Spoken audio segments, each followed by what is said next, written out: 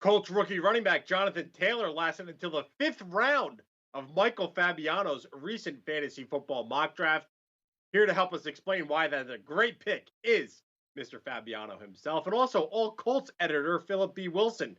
Babs, I'm going to go to you first because you actually had two picks from your recent mock draft that you did on mockdraftnow.com. Who were the players, and why did you like Taylor in the fifth round so much? Well, Taylor's ADP right now is the fourth round. So getting him in the fifth round to me is a steal. I remember when he got drafted initially by the Colts, and everyone sort of overreacted in the fantasy industry, and he was going in the second round. And I'm thinking, Marlon Mack is still there. Naheem Hines is still there. I don't know why he's going so high. So I didn't have a lot of shares of him. But as his ADP has dropped, I've been picking up more shares of the rookie.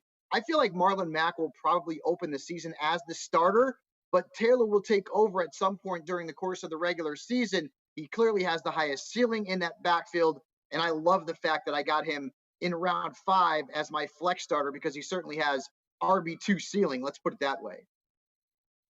Phillip, let me go over to you because you and I have talked a lot about Jonathan Taylor and Marlon Mack this year. When do you expect to see that switch from out with the veteran in Mack and in with the rookie in Taylor? It's a good question, Bill. I guess the easy answer would be somewhere in the mid-season. Marlon Mack has a history of getting dinged.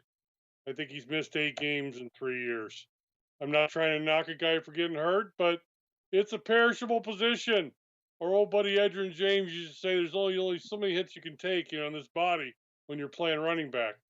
He learned as he got older, you got to be smart, take care of the body. I think Jonathan Taylor, that compact 5'10", 226 with speed, I think he takes over probably mid-season. Marlon's still a good speed back with a great stiff arm. He had his first 1,000-yard season, so I think fantasy owners might sleep on him early on because Marlon is sleep on Taylor early on because Marlon's starting. But I think Michael's got it right. I think Taylor's the hot ticket like November, December when your fantasy leagues are getting serious.